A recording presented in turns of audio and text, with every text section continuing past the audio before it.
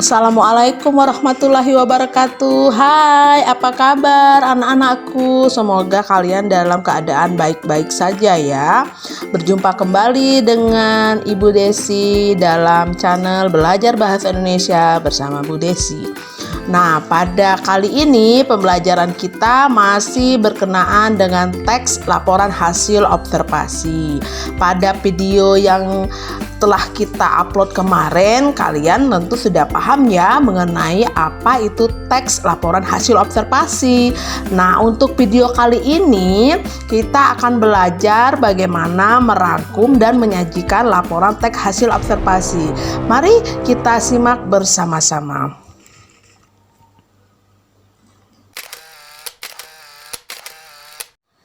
Anak-anakku, mungkin di antara kalian ada yang ingin menjadi seorang peneliti, atau menjadi seorang penulis, atau juga menjadi seorang reporter. Wah, cita-cita kalian sangat mulia sekali. Tapi di balik menjadi seorang peneliti, menjadi seorang reporter, dan juga menjadi seorang penulis, kalian tentu melewatinya dengan berbagai cara. Salah satunya adalah penyajian dari hasil penelitian kalian, dari hasil reporter kalian, dari hasil menulis kalian adalah dalam sebuah bentuk penyajian teks laporan hasil observasi. Bagaimana caranya? Yuk kita ikuti bersama-sama.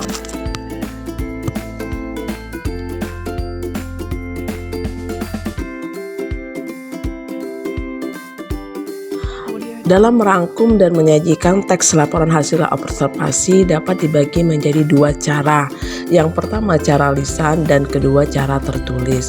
Nah, cara lisan dapat kita lihat seorang reporter yang menyampaikan berita di lapangan, atau seorang dokter yang menyampaikan diagnosis penyakit pasiennya, yang semuanya dapat ia jabarkan melalui laporan hasil observasi secara lisan. Dan secara tertulis itu dapat kita temui pada buku-buku pengetahuan, kemudian hasil dari berita yang kita baca di koran. Nah, dalam bentuk penyajian itu mereka menyampaikannya melalui teks laporan hasil observasi. Dalam menulis teks laporan hasil observasi, kita harus memilih topik. Topik dapat kita ambil di sekitar kita, namun syaratnya harus bersifat faktual, artinya bersifat fakta dan dapat dibuktikan. Nah, pembuktian ini bisa dilakukan dengan cara ilmiah. Ilmiah ini, topik yang akan kita pilih itu dapat dicari sumber rujukannya, sehingga dapat diketahui keilmuannya. Untuk mendukung dari topik yang akan kita pilih. Topik dapat berupa keadaan alam, flora dan fauna, atau juga peristiwa alam.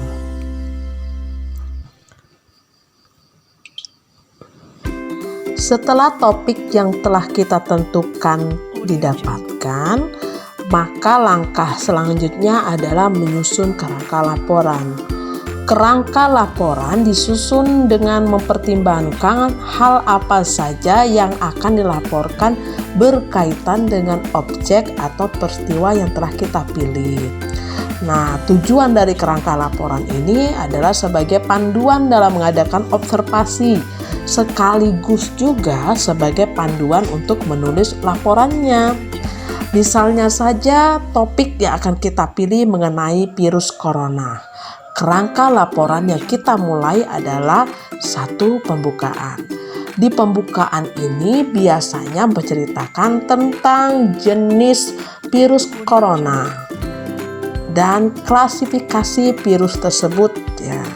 Kata kuncinya adalah virus corona ditemukan di Wuhan, Cina.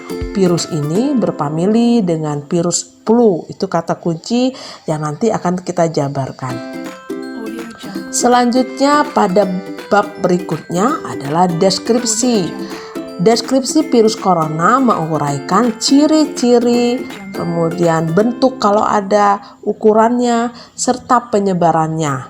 Dan kata kuncinya adalah ciri-cirinya hampir mirip dengan virus flu. Bab berikutnya adalah tentang tempatnya. Kalau kini di virus corona kita bicara tentang gejala terkena virus corona. Maka kata kuncinya adalah sesak napas, hilangnya indera penciuman dan sebagainya yang nanti akan kita jabarkan pada paragraf berikutnya. Dan selanjutnya adalah kesimpulan. Kesimpulan ini boleh ada dan boleh juga tidak ada. Ingat, kata kunci adalah hal-hal pokok yang akan diuraikan lebih rinci pada saat membuat paragraf laporan. Kalau dalam istilahnya itu adalah ide-ide pokoknya nanti akan dikembangkan pada kalimat-kalimat penjelas. Anak-anakku, setelah tadi kita menyusun kerangka laporan, maka kita mengembangkan kerangka laporan tadi menjadi sebuah karangan. Namun untuk memperjelas kembali data-data yang akan kita peroleh dan kita masukkan ke dalam laporan tadi, kita perlu mendapatkan informasinya. Informasinya itu dari mana saja? Dari ensiklopedia, dari internet, dari buku-buku pengetahuan, atau kalian mengamati langsung. Nah, dari data-data yang kita dapati dari sumber-sumber itu, kita membuat sebuah rangkuman. Rangkuman tadi adalah rangkuman yang menyangkut ketiga informasi yang kita dapatkan tadi.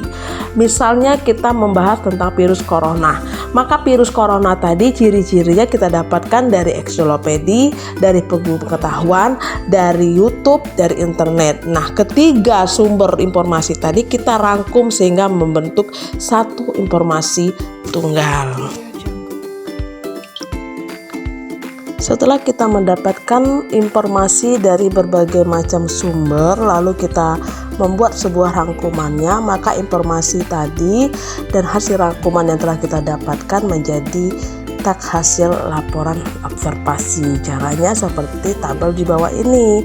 Kita ambil objek yang kita pilih tadi adalah virus corona, maka deskripsi, bagian definisi, bagian ciri-ciri dan sebagainya. Ingat bahwa dalam teks laporan hasil observasi daftar istilah pasti ditemukan karena istilah menunjukkan ciri kebahasaan yang bersifat keilmuan. Nah, sumber 1, sumber 2, sumber 3 itu adalah berbagai macam sumber informasi yang kita dapatkan.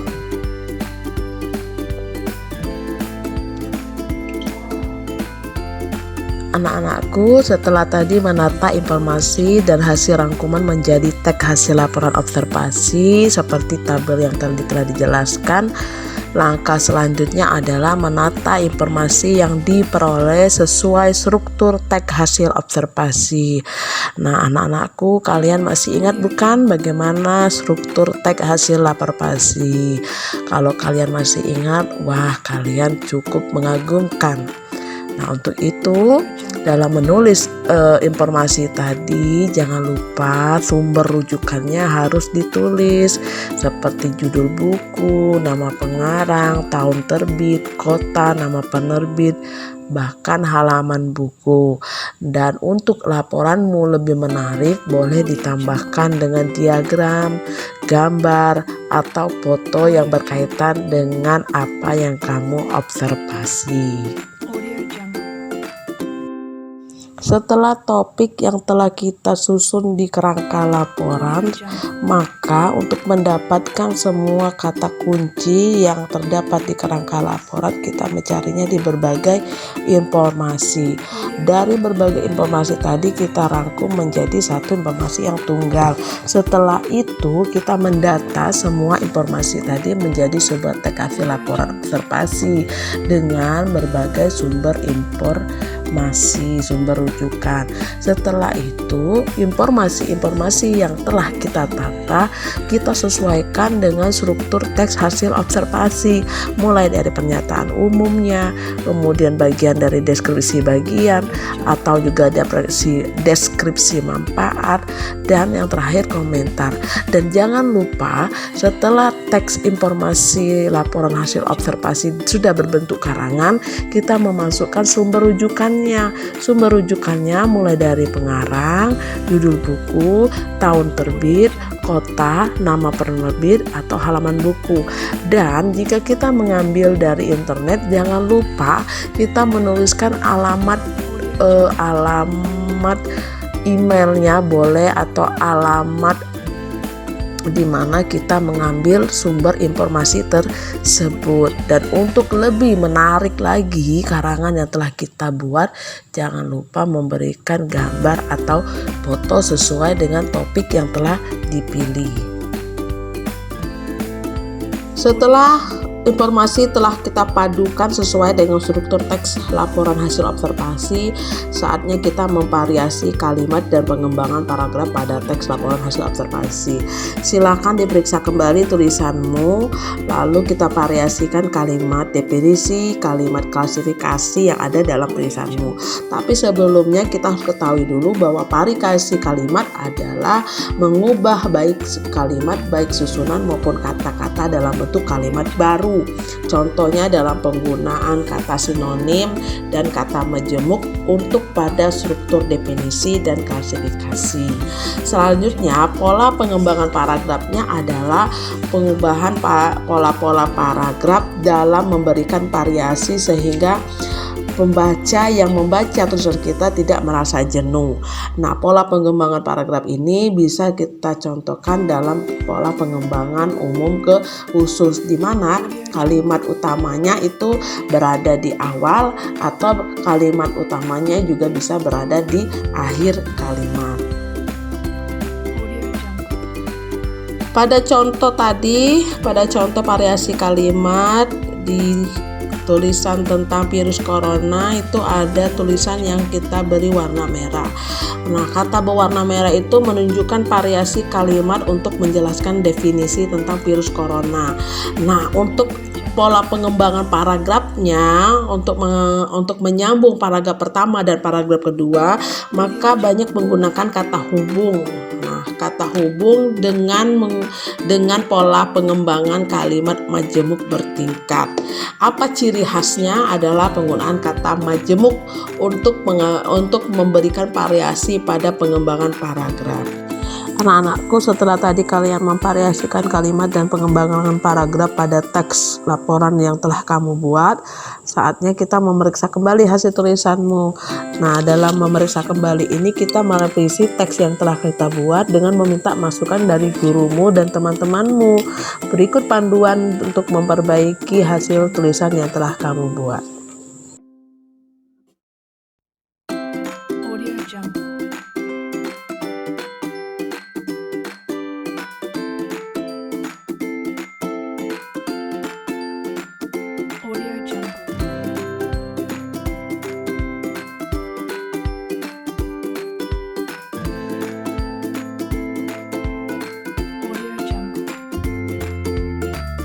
Demikianlah pembelajaran yang telah kita lalui bersama-sama tadi. Semoga kalian dapat lebih banyak mengetahui mengenai teks laporan hasil observasi. Jangan mudah menyerah, teruslah mencoba untuk bisa membuat sebuah teks laporan hasil observasi. Dan jangan lupa untuk selalu like dan subscribe channel ini sehingga kita dapat lebih banyak lagi belajar mengenai materi bahasa Indonesia. Saya akhiri, wassalamualaikum warahmatullahi wabarakatuh. Bye, selamat berjumpa lagi pada edisi berikutnya.